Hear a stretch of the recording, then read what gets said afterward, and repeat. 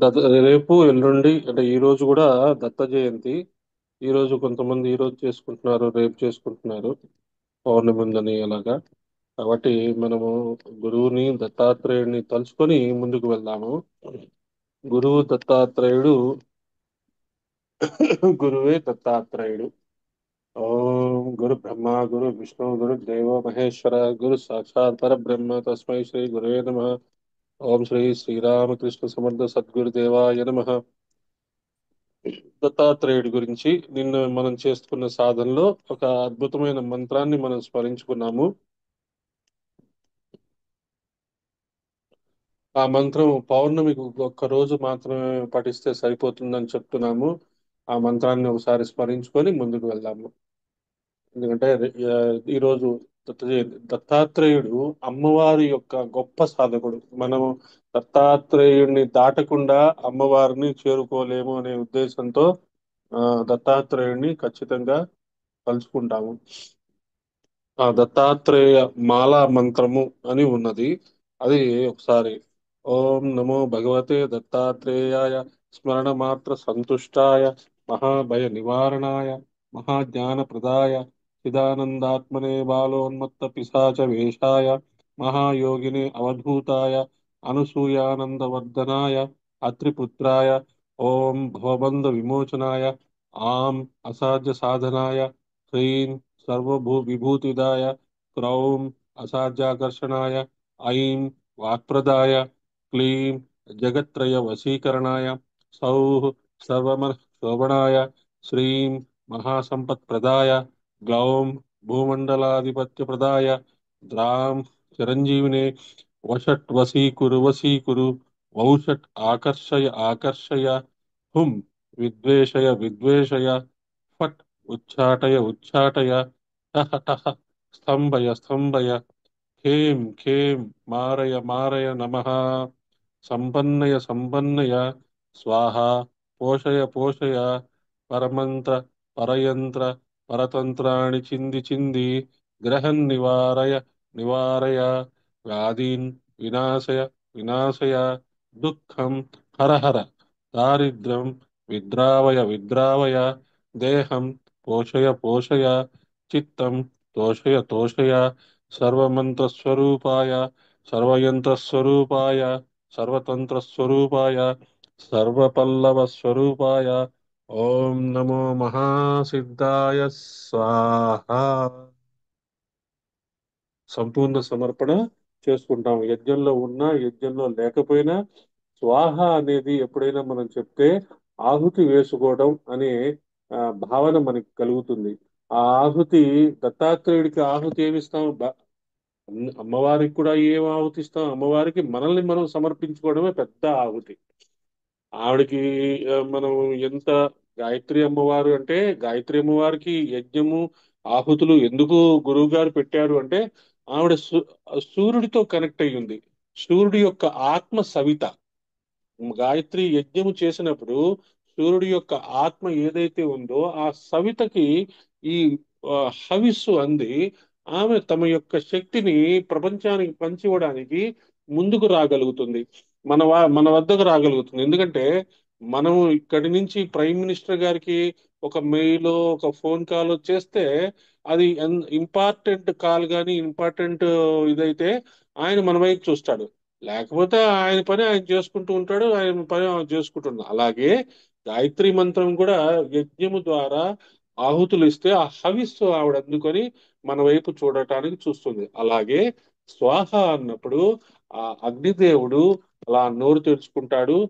అందులో ఆ అగ్నిదేవుడు యొక్క ఆ ఆ ఆ చితిలో చిచ్ చి- ఆ చితిలో మనల్ని మనం సమర్పించుకున్నాం అనుకున్నాడు. మనలో ఆ చిచ్చక్తి సమర్పించుకున్న భావన మనం చేస్తే మనలో ఆ చిచ్చక్తి ఆ జాగృతం అవుతుంది.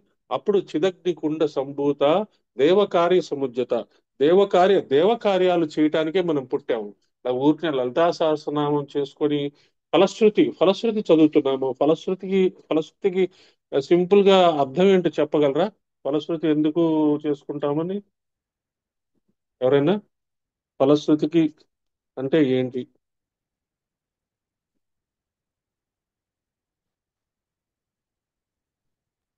ఇంత మంత్రం చేసినా ఇదికి ఫలం ఇది.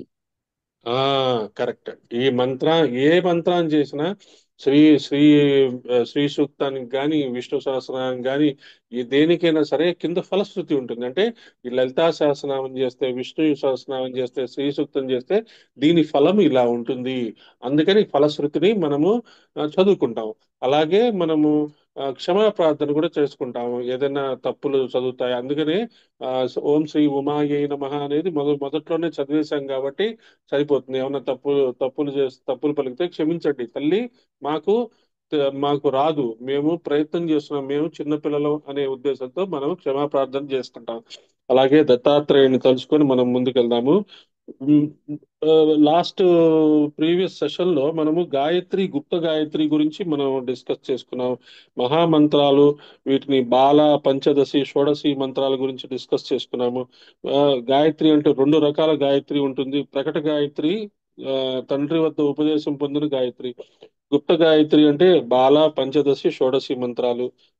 నామాన్ని మంత్రంలా జపించవచ్చు కానీ మంత్రాన్ని నామాల్లో పలకూడదు. రామ రామ అని పాడుకోవచ్చు. ఆ రామనామాన్ని సంధ్యాకాలంలో కూర్చొని మౌనంగా లేదా ఊపిరితో కలిపి జపం చేస్తే రామగాయత్రి అవుతుంది. ఊపిరితో కలిపి జపం చేయడం అనేది ఎలాగో తెలుసుకుందాం మనం ఇప్పుడు. మనము మామూలుగా నార్మల్ గా ఊపిరి తీసుకుంటూ ఉంటాము, ఊపిరి వదులుతూ ఉంటాము.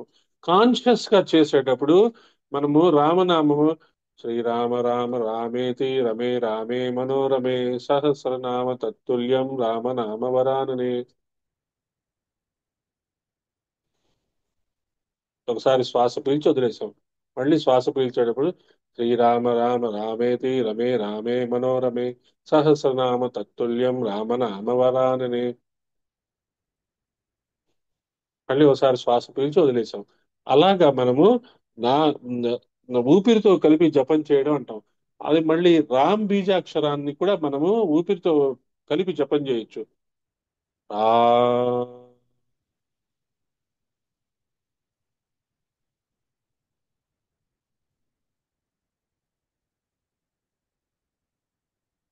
ఊపిరి పీల్చుకున్నాను, మళ్ళీ వదిలేశాను. రా హనుమంతులు వారు చేసే రామనామం అదే. ఆయన ఊపిరిలోనే రామం ఉంటుంది. మనము మనం ప్రాక్టికల్ గా అర్థం చేసుకోండి. ఇక్కడ ఏం చెప్పాడు, ఊపిరితో కలిపి జపం చేస్తే రామ గాయత్రి అవుతుంది. మనం గాలి పీల్చుకునేటప్పుడు మంత్రం పలకలేము, గాలి వదిలేటప్పుడు మంత్రం పలకలేము. అందుకని సోహం సాధన ఏం చెప్తాము, మనసులో అనుకోమంటారు. మనం పౌర్ణమి మెడిటేషన్ లో మనకు మనం అది చేసుకుంటూ ఉంటాం కదా. మనసులో గాలి పీల్చేటప్పుడు సో అని మనసులోనే అనుకుంటాం. గాలి పీలుస్తూ మంత్రాన్ని ఉచ్చరించడం అనేది మనకి ఇంకా అలవాటు కాని విశేషం. అది సాధనలో ఆ, మనం ముందుకు వెళ్తుండగా అందుతుందేమో, నాకు తెలియదు. అలాంటి అలాంటి ఒక ప్రక్రియ ఉందేమో కూడా తెలియదు నాకు. కానీ ఇక్కడ వారు చెప్పారు కాబట్టి మనం అలా ఉంటుంది అని ఒక అద్భుతమైన భావన చేసుకుంటాం. ఎందుకంటే సాధనలో ముందుకెళ్ళినప్పుడు శ్వాస ఉండదు. శ్వాస ఉండనప్పుడు మంత్ర జపం చేసుకోవచ్చు. అప్పుడు ఊపిరే శ్వాస, శ్వాసే ఊపిరి అని మనం అర్థం చేసుకుంటాం కదా. కానీ ఇప్పుడు మనము రామ మంత్ర జపము, రామ్ బీజాక్షరం గాని, రామ మంత్ర జపం గాని ఒకసారి గాలి పీల్చుకుని వదిలేసి ఒక మంత్రం చెప్పేసుకున్నాం అనుకోండి, అదే గాయత్రి అవుతుంది అని వాళ్ళు చెప్తున్నారు. తర్వాత వ్యాహృతి, శ్రీ వ్యాహృతి అయిన మహా వ్యాహరణం, ఉచ్చారణం తద్రూప వ్యాహృతి. మంత్రాన్ని ఉచ్చరించినప్పుడు ఆ ఉచ్చారణ రూపంలో ఉన్న శక్తి అమ్మవారు. మనం గాయత్రి మంత్రంలో వ్యాహృతులు చెప్తాం కదా. ఏమిటవి? భూ, భువ, స్వ. అవి మూడు వ్యాహృతులు. తర్వాత అసలు మంత్రం స్టార్ట్ అవుతుంది. తత్సవితుర్వరేణ్యం అనేది తర్వాత స్టార్ట్ అవుతుంది. ఇక్కడ పార్వతి, నీకు వ్యాహృతి అనే పేరు ఎందుకు వచ్చిందో తెలుసా?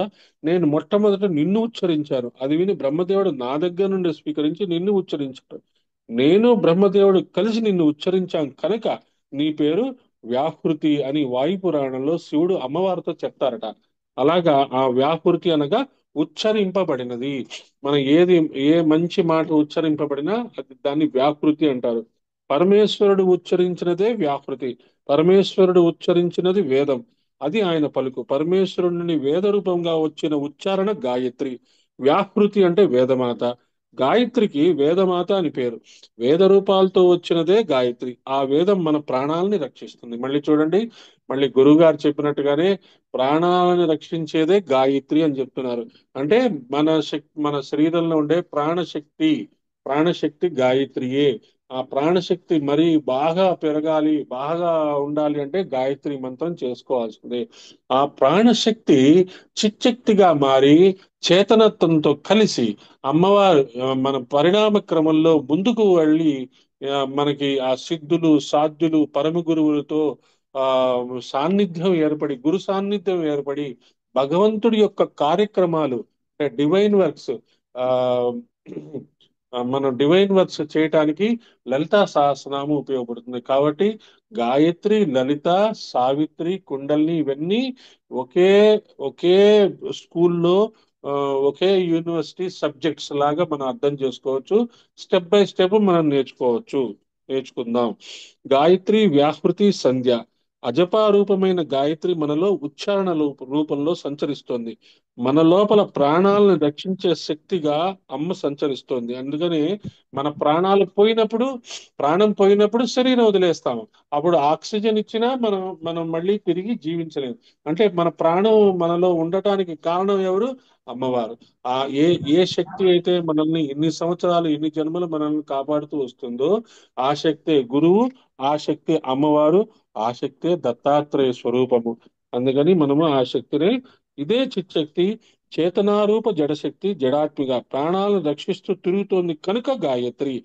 ఆ ప్రాణ రక్షణ శక్తి మనలో ఉచ్చారణ రూపంలో కనబడుతోంది కాబట్టి వ్యాపృతి. సో వ్యాపృతి అంటే ఉచ్చారణ, మనం మాట్లాడేది ఉచ్చారణ. ప్రాణాలను రక్షిస్తుంది కాబట్టి గాయత్రి రూపంలో మనల్ని ప్రాణాలను రక్షిస్తుంది.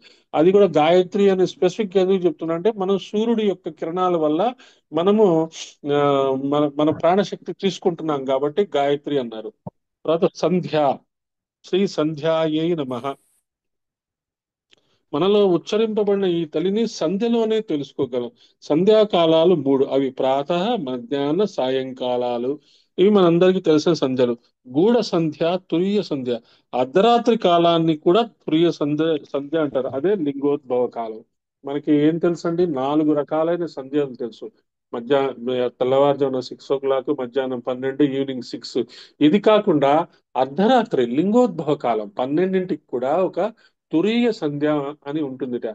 ఆ తురీయ సంధ్యని ఉపయోగించుకున్న వాళ్ళు ఎవరండి? రాత్రిపూట సాధన చేసేవాళ్ళు. మరి మనకి రాత్రిపూట నిద్రపోయే అలవాటు ఉంది కదండి. అంటే మనం హాయిగా నిద్రపోతూ కూడా సాధన చేసుకుంటూ పడుకుంటే ఆ నిద్రలోనే సాధన కంప్లీట్ అవుతుంది. కానీ శరీరానికి నిద్ర ఇవ్వటం అవసరమే.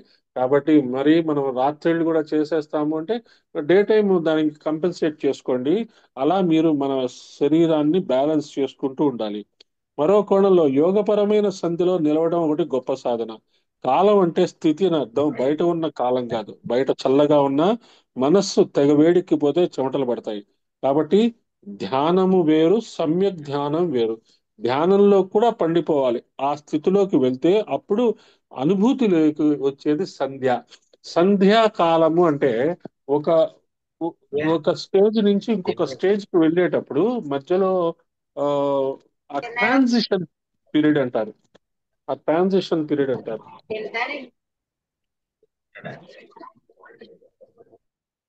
జై గురుదేవ్ అండి. ఉమ్. ఈ అనుభూతులు ఏ రకంగా ఉంటాయి? నాకు అమ్మా, వచ్చే చెప్పండి. అనుభూతుల గురించి చెప్తారా? ఇప్పుడు చెప్పండి నేను జపం చెప్పండి. జపం చేస్తుంటే వాళ్ళంతా ఇట్లా ప్రకంపనలు, ఇట్లా వైబ్రేషన్స్ వస్తుంటాయి. మరి ఆ, అదేమంటారు? ఆ, అది కూడా ఆ దానితో సంబంధించిన అనుభూతియే.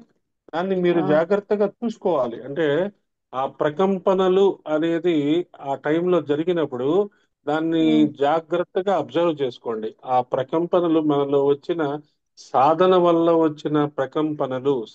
వలన వచ్చిన ఆ ఆ చేతనత్వపు యొక్క వైబ్రేషన్స్ అని అనుకొని దాన్ని దాని మీదే దృష్టి ఉండకూడదు. దాని తర్వాత ఏంటి అనేది ఆలోచన పెట్టుకోవాలి.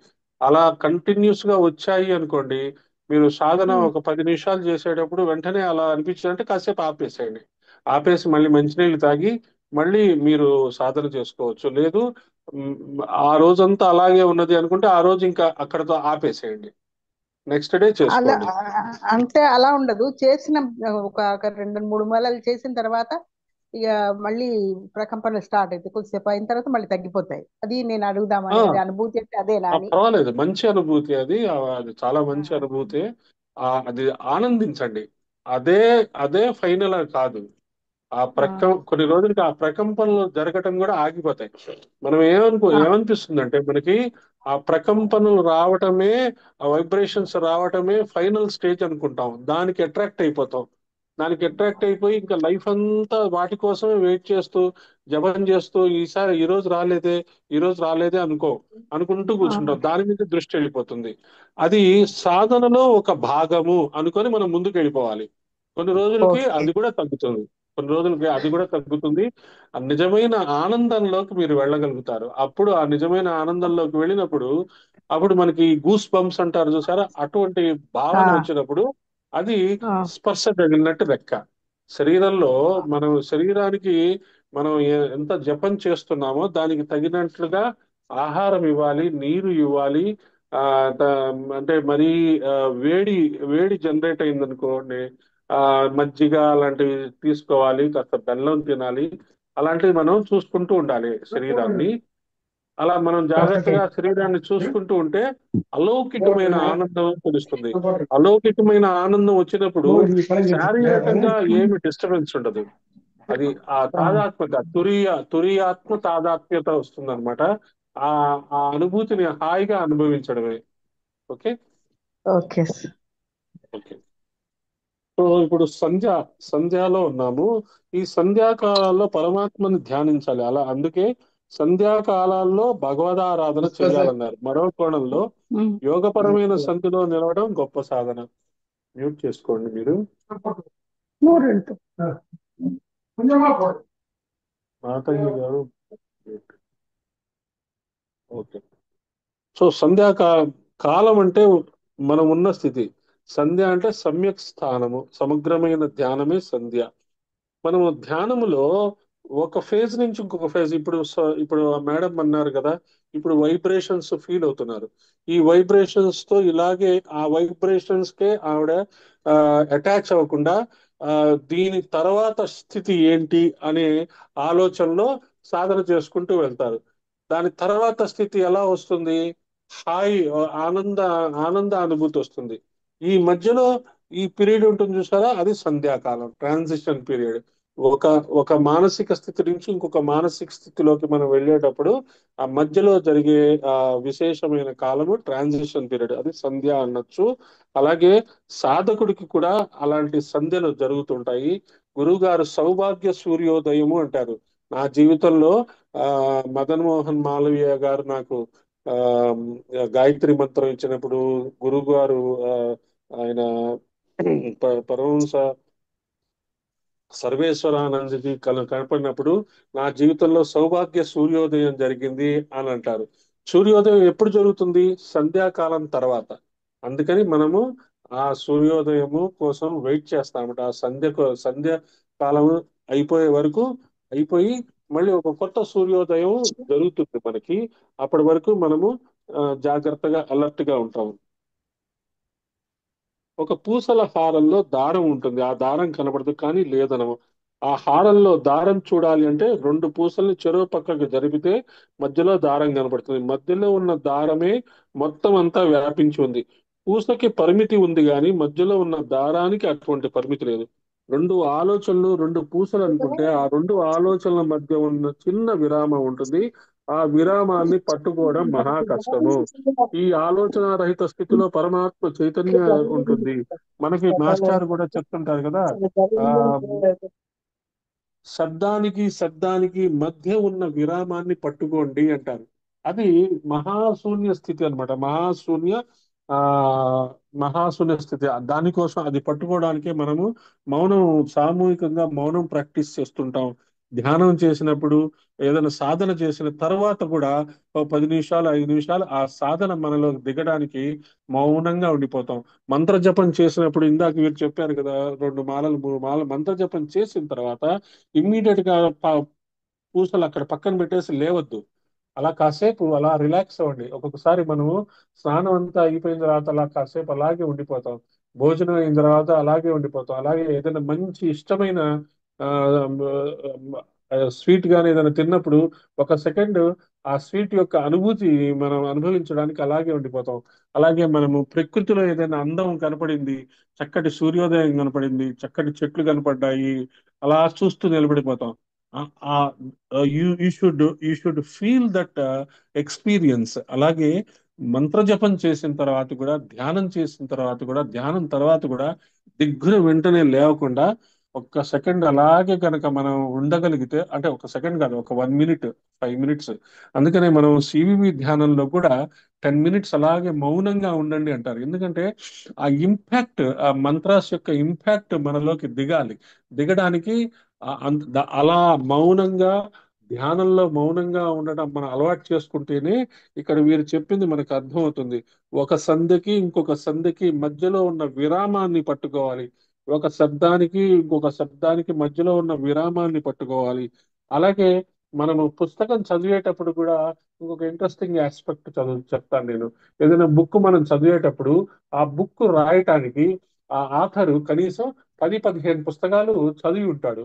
లేదు, ఎన్నో సంవత్సరాలు కష్టపడి ఆలోచన చేసి ఉంటాడు. కానీ పుస్తకం మాత్రం ఒక 100 పేజెస్ పుస్తకమే రాయగలుగుతాడు. కానీ అతని మనసులో ఉండే భావన ఎంత?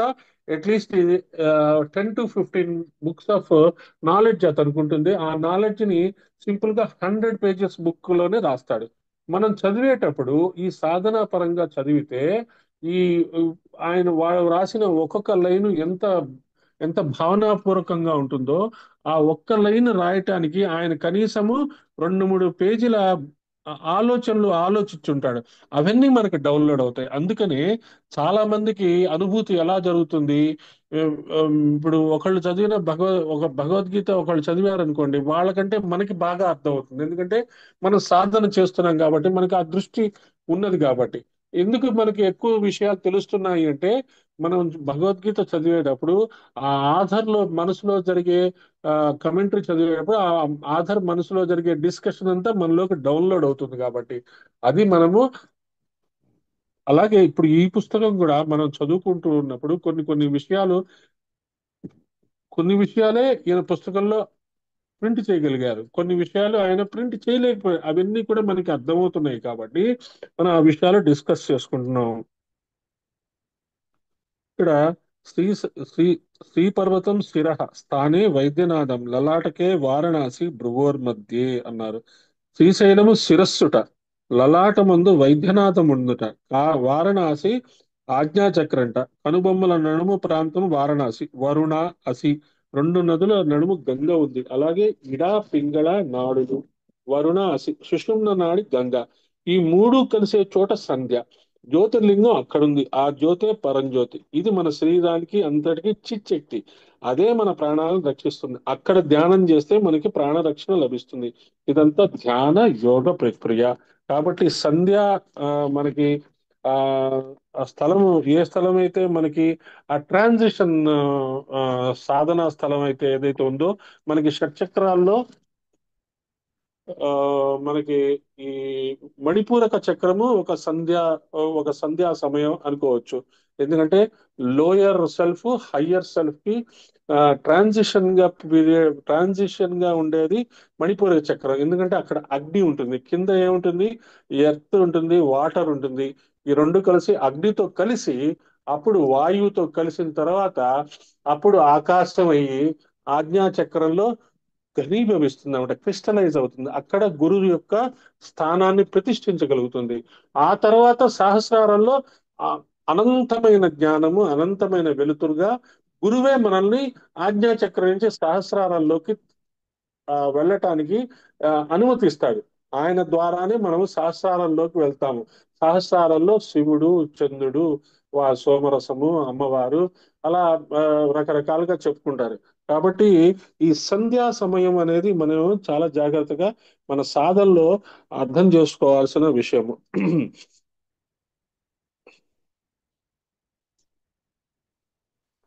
ఏ మంత్రమైనా సంస్కారం పొంది ప్రాణశక్తితో సంధ్యాకాలంలో ఉపాసన చేస్తే ఆ ఉచ్చారణ వ్యాపృతిగా ఉంటూ వారిని అది కాపాడుతుంది. గాయత్రి అనగా మనలో తిరిగే ప్రాణశక్తియే. అది ఉచ్చారణ రూపంలో వచ్చింది కనుక దాన్ని వ్యాపృతి అన్నారు. దానిని సంధ్యలో మనం తెలుసుకోగలం. అది పొందాలంటే దానికి తగిన సంస్కారం పొంది ఉపాసించాలి. మన అందరికీ ఆ సంస్కారం ఉంది. మన అందరం ఆ ఉపాసన చేస్తున్నాం కాబట్టి మనకి గాయత్రి అంటే మనకి చాలా దగ్గరగా ఉన్న ఒక మహత్తరమైన శక్తి. ఆ మనకి ఇప్పుడు కృష్ణుడితో మనం క్లోజ్ గా ఉన్నామని చెప్పి కృష్ణుడిని మనము మనం మనం తగ్గించలేం కదా. ఆయన శక్తి. ఇప్పుడు అర్జునుడు కృష్ణుడు ఎంత క్లోజ్ ఫ్రెండ్స్ లాగా ఉండేవారు.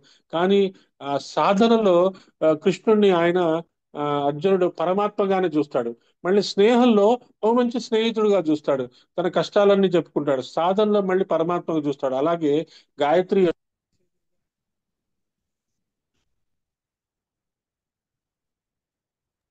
గాయత్రి ఎప్పుడు చేసేదిగా అని మనం అనుకుంటే మనం ఏం చేయలేము. కానీ గాయత్రిని ఎప్పుడూ మనతో ఉన్నది, ఒక స్నేహితురాలుగా, ఒక స్నేహంగా, ఒక సూర్యుడిగా చూసుకొని ఎప్పుడు వాటితో లింకప్ అయి ఉండాలని కంటిన్యూస్ గా మనం గాయత్రి మంత్రము, లలితా మంత్రము చేస్తుంటే కుండలిని ద్వారా మనతో ఎప్పుడు భగవంతుడు మనతో లింకప్ అయ్యి ఉంటాడు. తర్వాత ద్విజ బృం- ద్విజ బృంద సేవిత శ్రీ ద్విజ బృంద నిషేవితాయ నమః. ద్విజ బృంద నిషేవిత శ్రీ ద్విజ బృంద నిషేవితాయ నమః. సంస్కారం పొందిన వారిచే సేవింపబడుతున్నది. సంస్కారానంతరం మరొక జన్మయే. ఇదే ద్విజత్వం. అంటే మనము గాయత్రి మంత్రం పొందక ముందు మనం నార్మల్ వ్యక్తులం. గాయత్రి మంత్రం పొందిన తర్వాత ద్విజత్వం వచ్చింది. మనలో ఒక కొత్త ఆ జీవితం మనకు స్టార్ట్ అయింది. దాన్ని ద్విజత్వము అంటారు. అంటే మన గాయత్రి మంత్రం పొందినప్పుడు ద్వి- ద్విజత్వం జరుగుతుంది. దీక్షిత్ అనే సర్నేమ్ ఉంటుంది కదా. అలాగే మనం దీక్షితులం అయ్యాం. ఆ కొత్త ఆ పదంలోకి మనం వచ్చాము. అది ద్విజ బృంద నిషేవితాయై నమః అనే ఆ నామంలో అది తెలియబడుతుంది. తర్వాత అంటే మనం అందరము ఆ ద్విజులమే. గాయత్రి మంత్రం చేస్తున్నాం కాబట్టి మనమందరం ద్విజ బృందము. మనం ఏదైతే మన గాయత్రి మంత్రం చేస్తున్న ఒక బృందము, లలితా సహస్రనామం చేస్తున్న బృందము, అమ్మవారిని సేవిస్తున్నాం కాబట్టి శ్రీ ద్విజ బృంద నిషేవితాయే నమః అని మనం ఆ నామాన్ని అర్థం చేసుకుంటాం. శ్రీ తత్వాసనాయే నమః. తత్వాలను ఆసనాలుగా ఆ కలది. ఆసనం ప్రధానం కాదు. ఆసనం మీద కూర్చున్నవాడే ప్రధానము. తత్వములే అమ్మవారికి ఆసనములు. మనకి పంచతత్వాలు అంటాం కదా. పంచ జ్ఞానేంద్రియాలు, పంచ కర్మేంద్రియాలు, పంచ ప్రాణాలు, పంచ తత్వములు, మనో బుద్ధి చిత్త అహంకారం, ఇవన్నీ కలిపి 24 అంటాం. అందులో పంచతత్వాలు ఇవి. అవేంటివి? ఈ తత్వములు అంటే ప్రపంచంలో మనం చూస్తున్నవన్నీ 24 తత్వాలు. అవి అవ్యక్తము, వ్యక్తము, మహత్, అహంకారము, పంచ తన్మాత్రలు, పంచభూతాలు, పంచేంద్రియాలు. ఇవి అమ్మవారికి ఆసనం. రాజుగారు కూర్చుంటేనే సింహాసనానికి శక్తి. ఇలా అమ్మవారు కూర్చుంటేనే ఆ 24 తత్వాలకి చైతన్యం వస్తుంది. 24 తత్వాలని అధిష్ఠించిన శక్తియే తత్వాసన. తత్వ సంఖ్య అంటే 24. 24 తత్వాలు ప్రపంచం అంతా నిండి ఉన్నాయి. అమ్మవారు వాటిని అధిష్ఠించడం వల్లే ఆ 24 తత్వాలకి చైతన్యం, గౌరవం, చలామణి ఉంటాయి. ఆసనంపై కూర్చుంది అంటే ఆసనం కంటే పైన ఉన్నదని అర్థం. ఈ నామానికి గాయత్రితో సంబంధం ఉంది. తత్వ సంఖ్య అయిన 24 అక్షరాలు గాయత్రి. అందులో చదువుకోదగ్గ గాయత్రి ఉంది. ఆ గాయత్రి కూడా 24 అక్షరాలే. సర్వ చైతన్య రూపాంతాం ఆద్యాం విద్యాంచ ధీమహి బుద్ధిం యాన ప్రచోదయాత్. ఇది దేవి భాగవతంలో ఇచ్చిన ఒక గాయత్రి మంత్రం. మనలోనూ ప్రపంచంలోనూ 24 తత్వాలు ఉన్నాయి. మనలో ఉన్న 24 తత్వాలలో అధిష్ఠించి వాటిని నడుపుతూ వాటికి అతీతంగా ఉన్నది తత్వాసన. కాబట్టి మనం చెప్పుకున్నాం కదా, పంచ జ్ఞానేంద్రియాలు, పంచ కర్మేంద్రియాలు, పంచ ప్రాణాలు, పంచ ఉప ప్రాణాలు, పంచ తత్వాలు, మనో బుద్ధి చిత్త అహంకారం. ఇవన్నీ పంచ ఉప ప్రాణాలని మనం పక్కన పెడితే ఇవన్నీ 24 అవుతాయి అన్నమాట. వీటిని మనము ఆ, వీటి ద్వారానే మన శరీరము, మన స్థూల శరీరం, సూక్ష్మ శరీరం, కారణ శరీరం నడపబడుతుంది. కాబట్టి ఇంకా చెప్పండి, physical body, etheric body, causal body, mental body ఇవి నడపబడుతున్నాయి కాబట్టి మనం ఈ 24 తత్వాలు మనకి చాలా ఇంపార్టెంట్. తర్వాత తత్ శ్రీ తస్మై నమః, త్వం శ్రీ తుభ్యం నమః, ఐ శ్రీ అయ్యై నమః, తత్వమయి శ్రీ తత్వమయ్యై నమః. తత్వాసనాన్ని తత్వమయిగా కనపడుతోంది. అనేక మంది వ్యాఖ్యాతలు ఈ తత్వమయి నామాన్ని తత్, త్వం, అయి అని 3 రకాలుగా చెప్పారు. భాస్కర భాస్కర్ రాయల వారు తత్ ఒక నామము, త్వం ఒక నామము, అయి ఒక నామంగా చూపించారు. కాబట్టి మనకి తత్వమయి అంటే దాన్ని ఎలాగైతే ఆ, ఓంకారాన్ని ఆ ఊ మ అని ఎలాగైతే డివైడ్ చేసి మరి చదువుకుంటామో తెలుసుకుంటామో అలాగే తత్వమయిని కూడా తత్, త్వం, అయి అనేది 3 రకాలుగా చూపిస్తున్నారు. 24 తత్వాల్లో ఉన్న పరమాత్మని తెలుసుకోకుండా నిప్పు మీద నివుర్ల అజ్ఞానంతో పరమాత్మని కప్పేశాం. ఈ 24 తత్వాల పైన ఉన్న అవిద్యా మాలిన్యాన్ని తీసివేస్తే లోపల ఉన్న ఆ తత్వాసన తత్వమై కనబడుతుంది. అందుకు దానికోసం ఒక్కొక్క తత్వంలో ఈశ్వరుడు ఏ పేరుతో ఉన్నాడో తెలుసుకోమని చెప్పి కేశవ, నారాయణ, మాధవ అని 24 పేర్లు చెప్పారు. 24 తత్వాలతోనే మనం పాపాలు చేస్తున్నాం కనుక ఈ 24 నామాలతో ఆచమనం చేస్తే ఆ పాపం కరిగిపోయి 24 తత్వాల్లో చిచ్చక్తి అయిన గాయత్రి రూపం మనలో అమ్మలాగా దర్శనమిస్తుంది. కాబట్టి మనం కేశవ, నారాయణ, మాధవ అని మనం ఎలాగైతే నామాలు చదువుకుంటామో ఆ నామాలకి 24 తత్వాలకి లింకు ఉన్నది అని చెప్తున్నారు. ఆ 24 తత్వాలు ఒక ఆసనంగా కూర్చొని మనలోనే ఉన్నది అమ్మవారు. ఆ 24 తత్వాలని మనం సరిగ్గా ఉపయోగించుకుంటే అమ్మవారు మనల్ని, మన శరీరాన్ని ఆ తన యొక్క సింహాసనం లాగా చేసుకొని మనల్ని నడిపిస్తుంది. తత్వశుద్ధి అయిన తత్వంలో ఉన్న చైతన్యం సిద్ధంగా కనిపిస్తుంది. అది మనకి అర్థమవుతుంది. 24 తత్వాలని జాగ్రత్తగా మనం చేసుకోవాలి. అందుకనే వెన్నులో 24 పూసలు ఉంటాయి, తర్వాత వీణలో 24 మెట్లు ఉంటాయి అని చెప్తారు. పంచకోశాంతర స్థిత శ్రీ పంచకోశాంతర స్థితాయే నమః. ఈ నామానికి పంచప్రేతాసన, పంచబ్రహ్మ స్వరూపిణి నామాల దగ్గర విస్తారంగా చెప్పుకున్నాం. పంచకోశాంతర స్థితాలో ఒక అద్భుతం ఉంది. మనం శరీరం మొత్తం పంచకోశాలతో తయారై ఉన్నది. ఈ పంచకోశాల లోపల ఎవరున్నారు? పంచకోశాంతరం అన్నారు అంటే అంతర్దృష్టి. అంతర అంటే లోపల ఉన్న తల్లిని చూడమన్నారు. మనం ఎప్పుడైనా సరే పంచకోశాలంటే అన్నమయ కోసము, ప్రాణమయ కోసము, మనోమయ కోసము, విజ్ఞానమయ కోసము, ఆనందమయ కోసము, ఈ 5 కోశాల్లోనే మనకి ఆ మన పంచకోశ సాధన పూజ్య గురువు గారు ఇచ్చారు. శ్రీరామ శర్మ ఆచార్య గారు ఇచ్చారు. మా మాస్టర్ గారు దాని గురించి కూడా చెప్పారు. కాబట్టి ఆ పంచకోశాలని మనము జాగ్రత్తగా ఉంచుకోవాలి అంటే సాధనలో మనం ముందుకెళ్ళాలి. దానికి సింపుల్ గా ఏంటి, అన్నమయ్య కోసం సరిగ్గా ఉండాలంటే మంచి పౌష్టికమైన ఆహారము, మంచి ఆహారం తీసుకోవాలి. మంచి ఆహారం తీసుకుంటే ఏమవుతుంది, మన మనస్సు హాయిగా యాక్టివ్ గా ఉంటుంది. ఇప్పుడు ఆహారం మంచిగా ఉండి మనస్సు యాక్టివ్ గా ఉంటే ప్రాణశక్తిని మనం తయారు చేసుకోగలం.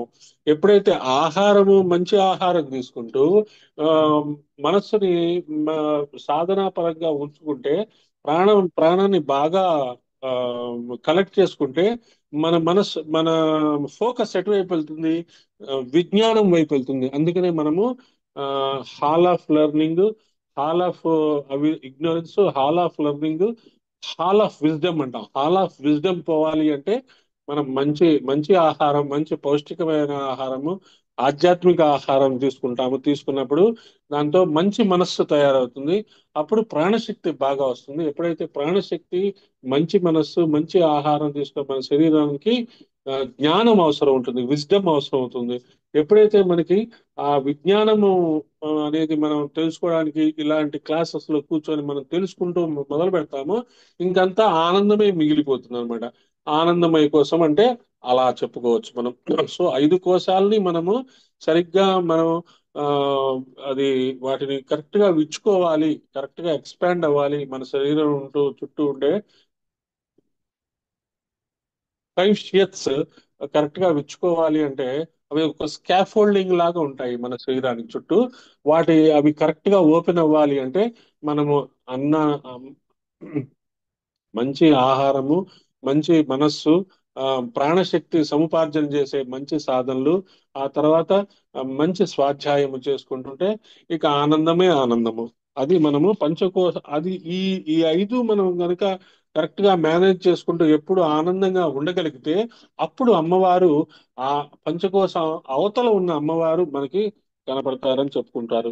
ఇక్కడ మనలో తిరుగుతున్న ప్రాణశక్తి ప్రాణమయ కోసం, అన్నమయ కోసం, సంకల్ప వికల్పాలు చేస్తూ అనుభూతి ప్రధానంగా ఉన్నది మనస్సు మనోమయ కోసం, విచారణ చేస్తున్న బుద్ధి విజ్ఞానమయ కోసం. సో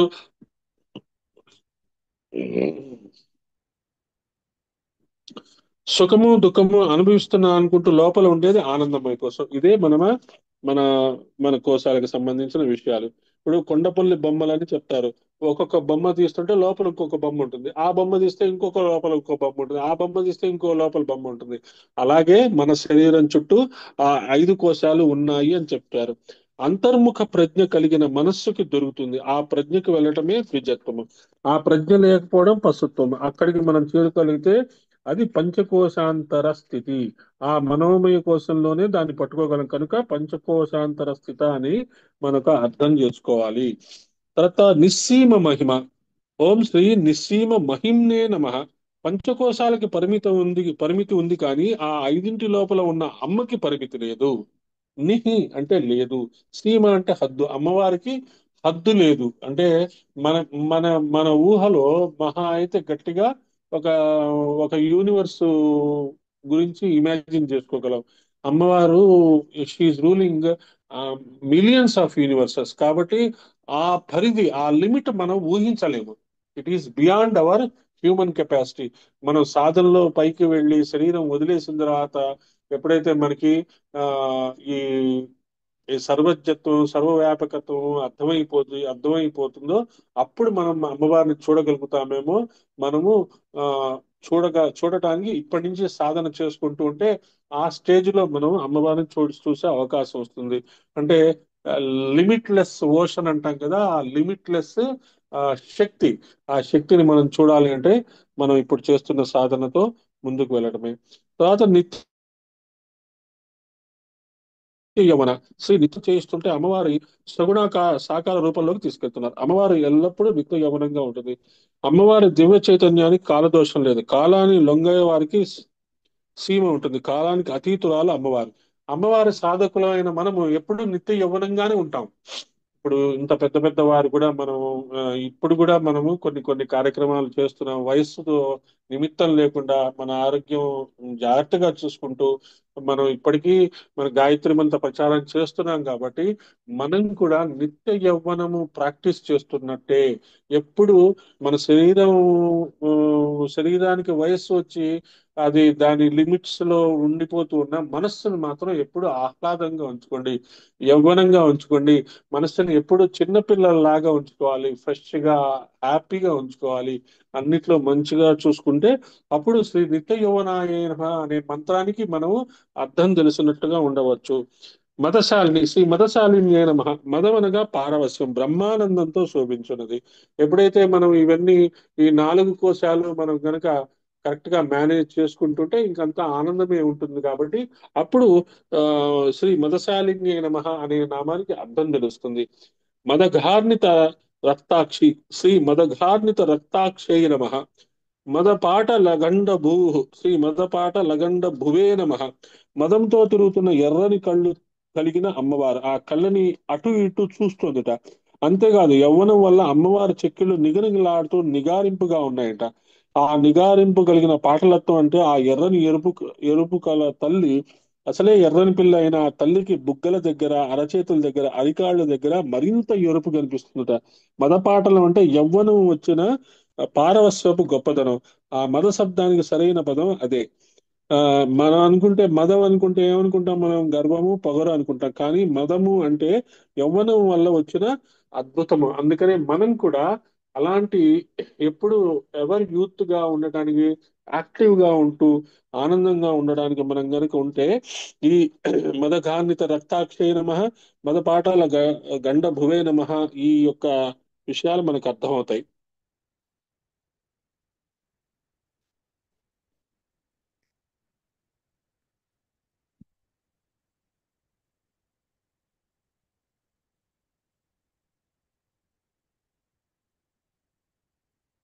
మహిషాసురుడు అమ్మవారిని, అమ్మవారు ఒక ఒక ఒక స్టేజ్ లో మదిరా పానం చేసింది అని చెప్తారు.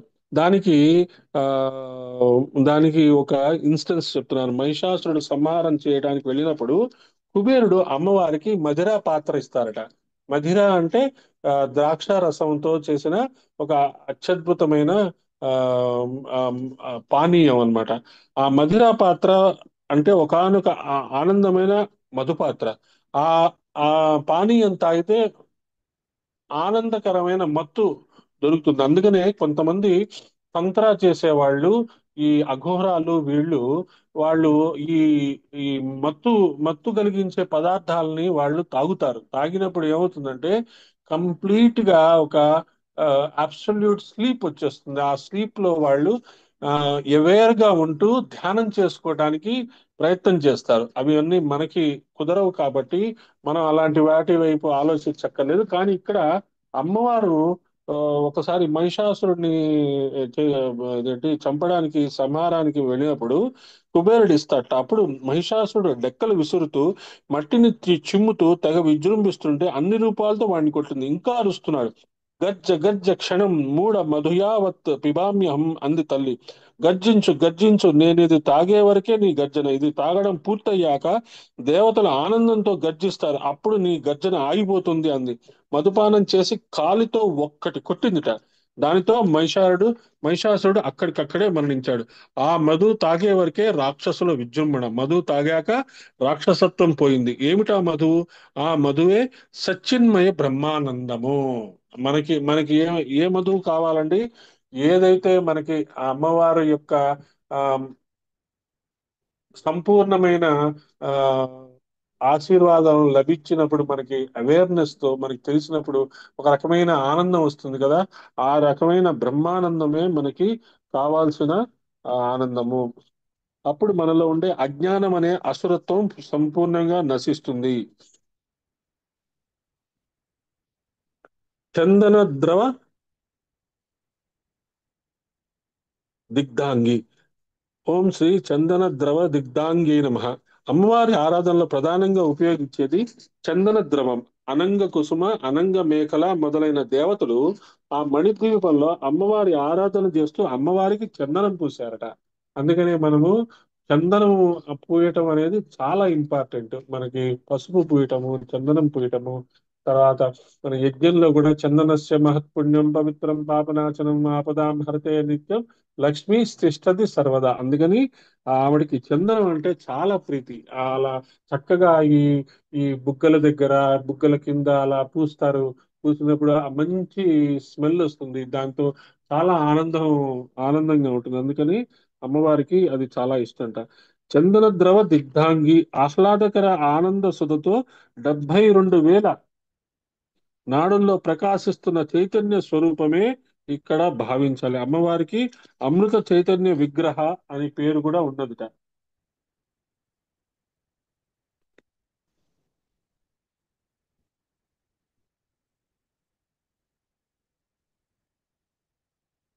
మనలో కూడా అటువంటి చందనము, మనలో నుంచి అటువంటి చందనపు వాసన రావాలి అంటే అమ్మవారి యొక్క గుణాలన్నీ మనలోకి రావాలి. ఏమిటవి?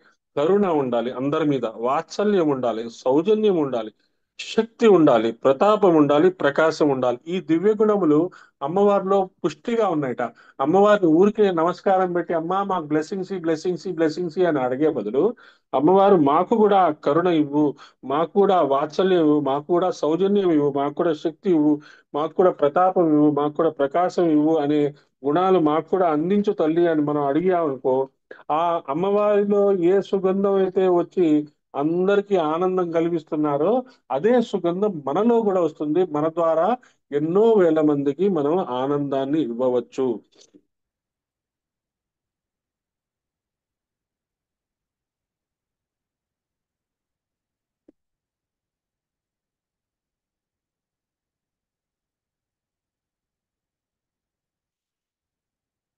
చందనవద్ద చందన ద్రవ దిగ్ధాంగి అంటే అమ్మవారికి జరుగుతున్న కైంకర్యాల గురించి చెప్పే నామం. చందనము అంటే ఆహ్లాదము. చందన ద్రవము, చందనం అనేది ఒక ద్రవ్యమే కాకుండా చందనం అనేది ఒక గుణం పేరు. చది ఆహ్లాదే అనే ధాతువు నుంచి చందన శబ్దం ఉత్పన్నమైంది. ఆహ్లాదకర లక్షణం కలిగించింది కాబట్టి చందనం అని పేరు పెట్టారు. అలాంటి శాంతికరమైన ఆనందకరమైన ద్రవము అంటే వ్యక్తీకరణ అమ్మవారి స్వరూపం అంతా అటువంటి అర్థమైన ఆహ్లాదకరమైన ప్రసన్నమైన శోభతో ఉంది కనుక చందన ద్రవ దిగ్ధాంగి, అటువంటి చందన ద్రవము మనకు కూడా కావాలి అని మనము అమ్మవారిని ప్రార్థన చేస్తున్నాం. చాంపేయ కుసుమ ప్రియ, శ్రీ చాంపేయ కుసుమ ప్రియ అయిన నమః. కుసుమ ప్రియ నామాలు చాలా వస్తున్నాయి. కదంబ కుసుమ ప్రియ అని వచ్చింది, చాంపేయ కుసుమ ప్రియ అని వచ్చింది. చాంపేయ కుసుమాలు అంటే సంపెంగ పూలు. అదే విధంగా నాగకేసర కుసుమాలు అని కూడా వేరే అర్థం ఉంది. నాగకేసరము సంపెంగ పూలతో అమ్మవారి ఆరాధన చాలా విశేషము. నిజానికి చాంపేయము అంటే బంగారు రంగు పువ్వులు, అందుకనే బంగారు రంగు పువ్వులతో అమ్మవారిని ఆరాధన చేస్తారు. మనం ముందుగా కదంబ కుసుమం అని చెప్పుకున్నాం. కదంబ కుసుమం అంటే కడిమి పువ్వులు అనే అర్థం కాకుండా సమూహ భావమే కదంబం అనే అర్థం చెప్పి మనలో వికసిస్తున్న రకరకాల షట్చక్రాల స్థానాలే కుసుమాలు అనే భావం కూడా చెప్పుకున్నాం. సామూహికంగా మన అమ్మవారిని ప్రార్థన చేస్తున్నప్పుడు కూడా కదంబ కుసుమ ప్రియ అనే పదానికి అర్థం ఇచ్చినట్టుగా ఉంటుంది. చాంపేయము అంటే సువర్ణ కాంతులు, కాంతిని వెదజల్లే లక్షణం. మనం కూడా సాధనలో కాంతిని వెదజల్లే మనం సాధన చేస్తుంటే మనలో వచ్చే కాంతి వల్ల చూసే వాళ్ళందరికీ ఆహ్లాదం ఎప్పుడైతే జరుగుతుందో, ఎప్పుడైతే మన మాటల వల్ల ఆ, మంచి విషయాలు అందరికీ అర్థమయ్యి మంచి మార్గంలో వెళ్తారో, వాళ్ళకి మంచి జరుగుతుందో, అప్పుడు మనకి చాంపేయ కుసుమ ప్రియ అనే నామానికి అర్థం తెలుసుకున్నట్టుగా భావన చేయాలి. త్యాగరాజ స్వామి వారు నామ కుసుమములతో నిన్ను పూజింతు, మనం పువ్వులతో పూజిస్తూ నామాలు అంటాం. అక్కడ పువ్వులు వేయడమే కాకుండా నామాలే కుసుమాలుగా భావించాలి. అందుకనే త్యాగరాజ స్వామి వారు ఆయన పూలతో కాకుండా అమ్మవారి నామాలతో అర్చన చేశారట. కుశల కోమలాకార కురుకుల్లా కులేశ్వరి కులకుండాలయ కౌల కౌల మార్గ తత్పర సేవిత, ఈ నామాలన్నీ కులేశ్వరి విద్యలని చెప్తున్నాయి. ప్రతి నామాల గుర్తి ఒక్కొక్క విద్య. విద్య అంటే ఉపాసన, శ్రీ విద్య అంటే అమ్మవారి ఉపాసన అని అర్థం. ఇక్కడ కుశల విద్య అని ఒక కొత్త విద్య చెప్తున్నారు. రెండు ఒకటే, దాని గురించి మనం చెప్పుకుందాం. తర్వాత కుశల, శ్రీ కుశలాయ నమః. అమ్మవారి పేరు కుశల. మనం వ్యవహారంలో కూడా కుశలంగా ఉన్నారా అని అడుగుతాం. తర్వాత యోగ కర్మసు కౌశలం, ఎవరైతే యోగం చేస్తారో వాళ్ళ కర్మ కుశలంగా ఉంటుందని చెప్తారు. అలాగే కుశల అనే పదాన్ని అమ్మవారికి ఇచ్చారు కాబట్టి క్షేమం ఒకటే కాకుండా దాని అర్థాలు నైపుణ్యము, నేర్పరితనము, స్కిల్ అని అంటాం. మనం స్కిల్ అంటాం. ఆ స్కిల్స్, అలాంటి మంచి మంచి స్కిల్స్ మనకి రావాలి.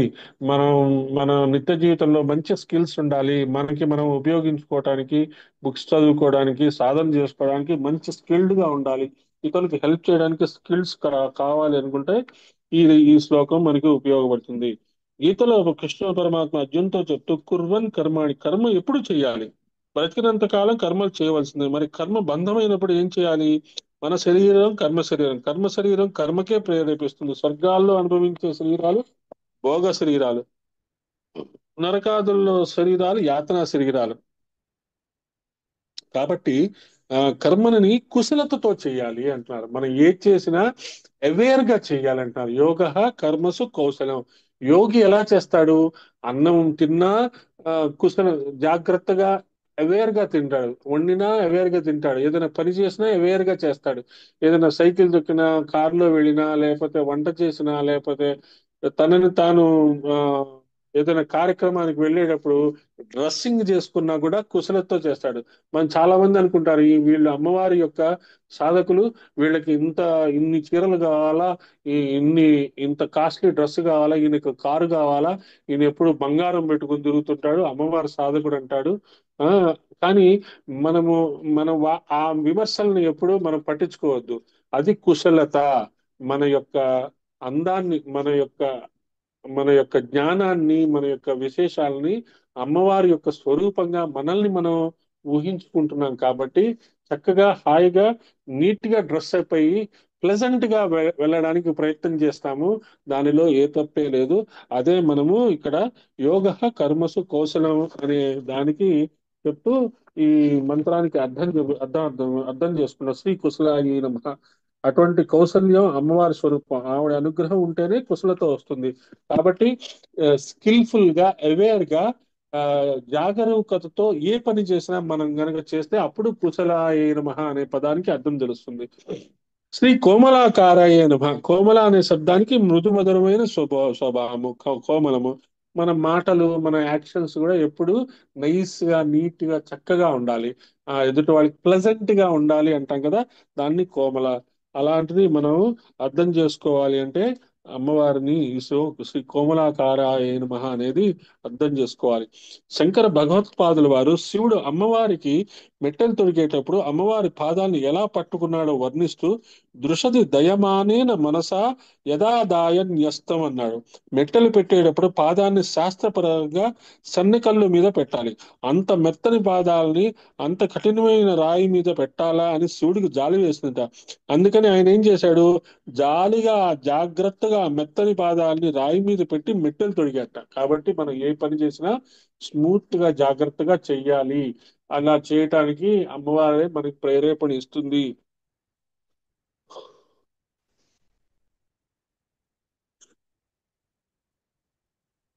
తర్వాత కురుకుల్లా, శ్రీ కురుకుల్లాయే నమః. కుశల నుండి కౌలమార్గ తత్పర సేవిత వరకు అధిష్టాన దేవత కురుకుల్లా అని ఒక మంత్రం.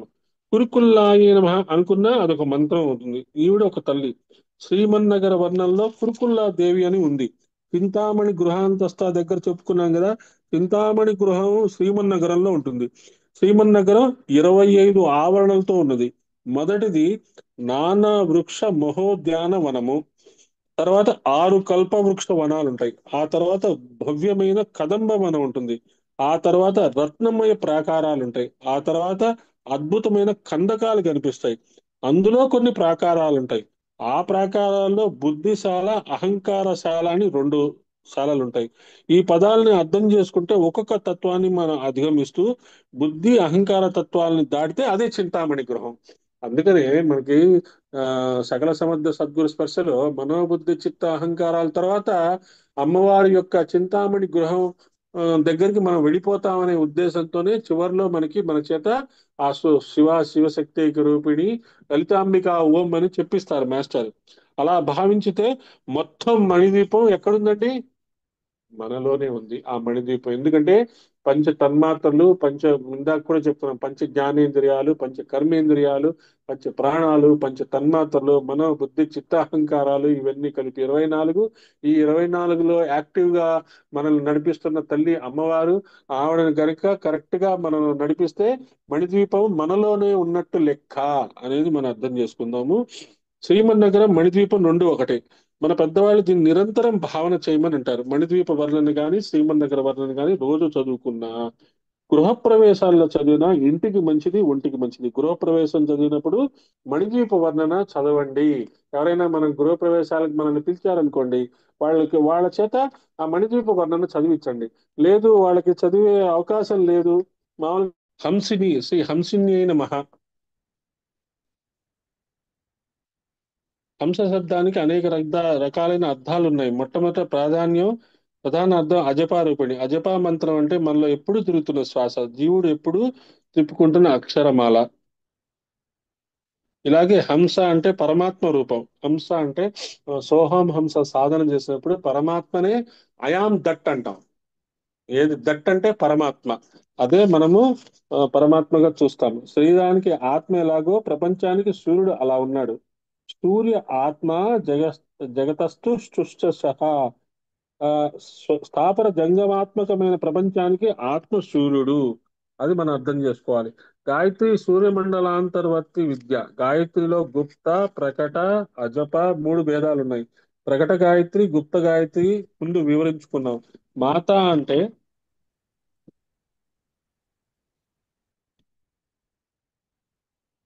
ఇప్పుడు అజప గాయత్రిగా చూపిస్తున్నారు. మనందరి ప్రాణశక్తికి అసలైన ఆధారం సూర్య భగవానుడు.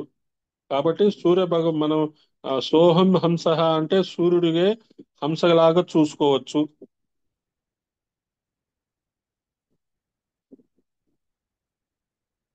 అలాగే కనురెప్ప పాటుకు సగం కాలంలోనే 2200 యోజనాలు ప్రయాణిస్తాడట.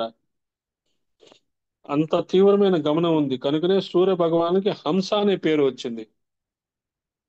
సూర్య భగవానునికి కూడా హంస అనే పేరు ఉన్నది అని అర్థం చేసుకోండి. ఆయన హంసలాగా అంటే ఒక ఒక శ్వాసలో ఒక కనురెప్ప పాటలో ఎంతో స్పీడ్ గా వెళ్తాడు కాబట్టి ఆయన్ని హంసలాగా చూస్తారు. హంస అనే పేరుంది. సైన్స్ ఇప్పుడిప్పుడే తెలుసుకుంటోంది సూర్యుడు కూడా మూవ్ అవుతున్నాడని. ఇప్పటి వరకు ఏం చెప్తున్నారు? సూర్యుడు స్టాటిక్ గా ఉన్నాడు, గ్రహాలన్నీ వాటి చుట్టూ తిరుగుతున్నాయి అని ఆ, చెప్తున్నారు. కానీ సైన్స్ ఇప్పుడిప్పుడే అర్థం సూర్యుడు కూడా మూమెంట్ ఉంది. కానీ ఇది మనకి మన పురాణాల్లో ఎప్పుడో చెప్పేశారు.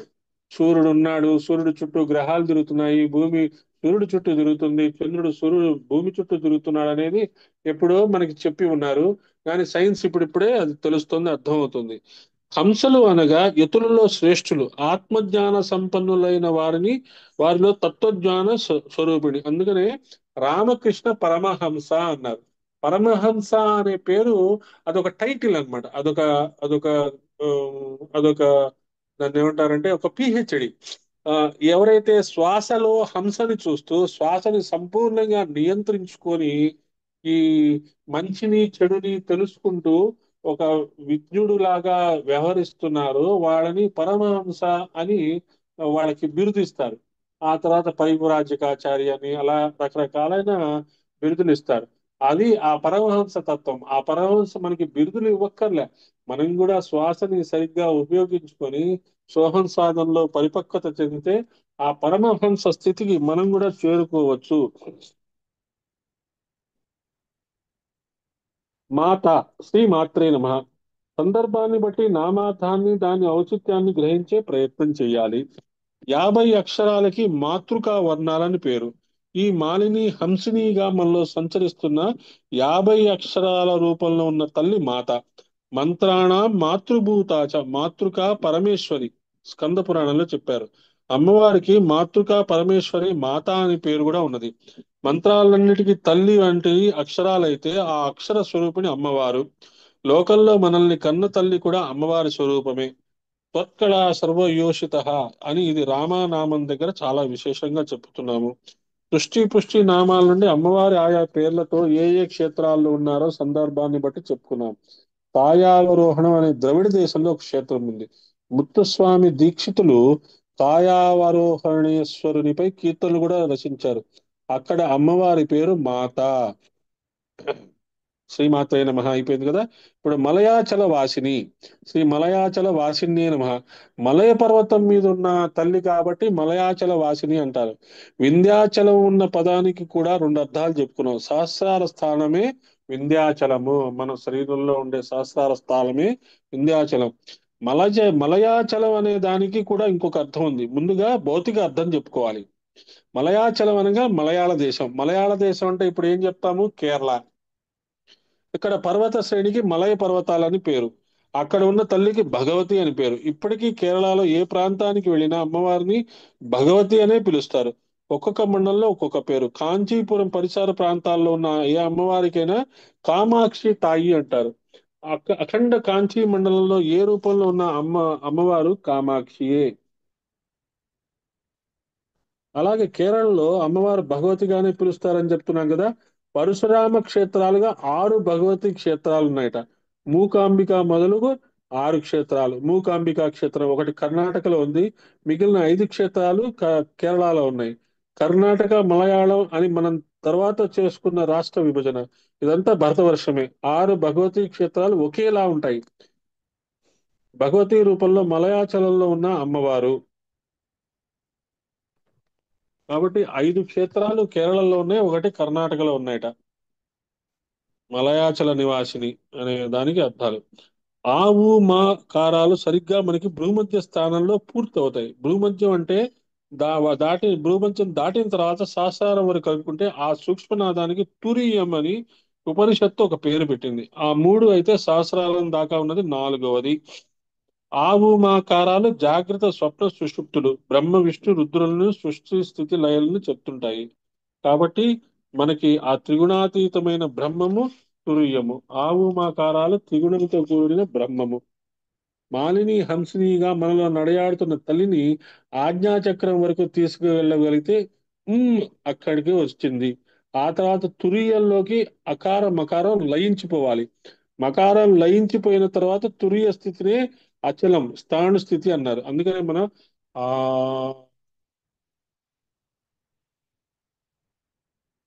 ఆ తర్వాత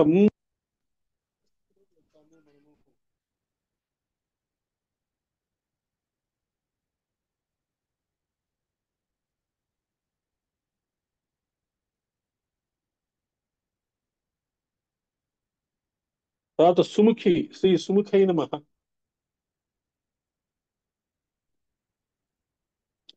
సుముఖి, నళిని, సుబ్రూహు, శోభన, సురనాయిక, ఈ నాలుగు నామాలు కలిపి సుముఖి అనబడే అమ్మవారి మంత్ర విద్యా విశేషాలు. శోభనమైన ముఖము, శోభతే శముఖం యయేవం వేద అని శృతి. బ్రహ్మజ్ఞానం కలవాని ముఖం ప్రకాశిస్తున్నది. అన్ని మేలైన లక్షణాలను అంటారు. ఈ లక్షణాలతో శోభిల్లే చక్కని ముఖం కలిది సుముఖి. ఇందులో ప్రధాన దేవత సుముఖి దేవత. నళిని, శుభ్రు, శోభన, సురనాయికల్లో 4 బీజాక్షరాలను నిక్షిప్తం చేశారు. మొదటి దానికి సూచన శ్రీంకారం. మొత్తం 4 బీజాక్షరాలతో సుముఖి అనే దేవతా మంత్రం, శ్రీ సుముఖ్యై నమః అనే మంత్రము ఇందులో కనబడుతుంది. కాబట్టి ఆ సుముఖ్యై నమః అనే మంత్రాన్ని ఆ మనము ఇలా అర్థం చేసుకుంటాము. 4 బీజాక్షరాలు ఉన్నది కాబట్టి సుముఖ్యై నమః అనే మంత్రం మనం అర్థం చేసుకుంటాం. బ్రహ్మ బ్రహ్మలో బ్రహ్మవేత్త ముఖంలో అలా ఉన్నప్పుడే, బ్రహ్మమే రూపముగా ధరించినప్పుడు ఆ ముఖం ఎలా ఉంటుంది? సుముఖంగా ఉంటుంది. మనం కూడా అలా సుముఖి అనే అర్థం తెలుసుకోవాలి అంటే మనం కూడా చక్కగా ఎప్పుడు నవ్వుతూ ఉండాలి. నళిని, శ్రీ నళిని అయిన నళిని అంటే పద్మస్వరూపిణి. నళిని అన్నా పద్మిని అన్నా ఒకటే. అమ్మ పద్మిని దేవి. పద్మిని ఒక విధంగా మహాలక్ష్మి స్వరూపమే. అమ్మవారిని వర్ణించినప్పుడు పాద పద్మము, ముఖ పద్మము, నయన పద్మము, హస్త పద్మము అంటాము. అంటే ఆవిడ పాదాలు పద్మంలా ఉంటాయి, ముఖం పద్మంలా ఉంటాయి, కళ్ళు పద్మంలా ఉంటాయి, హస్తాలు పద్మంలా ఉంటాయి అని పద్మము అనే పదము కంప్లీట్ గా వికసించిన తత్వం అన్నమాట. అందుకనే నందిని, నళిని, సీత, మాలిని చ మహాపగ, విష్ణుపాదాబ్జ సంభూత, గంగా త్రిపదగామిని, భాగీరథి, భోగవతి, జాహ్నవి, త్రిదశేశ్వరి. నందిని, నళిని, మాలిని అనే 3 నామాలు క్రమంగా అక్కడ గోచరిస్తాయి. కాబట్టి ఈ నళిని నమః అనే దాంట్లో అంత మంచి ఇది ఉంది. నళిని అంటే పరమ పవిత్ర రూపిణి అని అర్థం. ఇప్పటి వరకు వికసన రూపం చెప్పుకున్నాము. ఆ తర్వాత శుభ్రు. అలాగే సుముఖిని ధ్యానించడమే మనకి గంగా స్నాన ఫలాన్ని ఇస్తుందట. ఇది మానసిక స్నానము. శుభ్రు, శ్రీ శుభ్రువే నమః. చక్కని కనుబొమ్మలు కలది అని వర్ణించారు. కనుబొమ్మల ధ్యానం ఒక విశేషము. ధ్యాన దృష్టి ఎప్పుడు ఉండవలసింది కనుబొమ్మల నడిమి స్థానంలోనే. బృహోచ సంజయోస్తజ అని అమ్మవారు రూపవర్ణని బ్రహ్మాండ పురాణం చెప్తున్నది. కనుబొమ్మలు సంధి యొక్క తేజస్సు. ఆ మాటనే శంకర భగవత్పాదుల వారు సౌందర్య లహరిలో దళిత నీలోత్పల రుచి అని దర్శించి చూపించారు.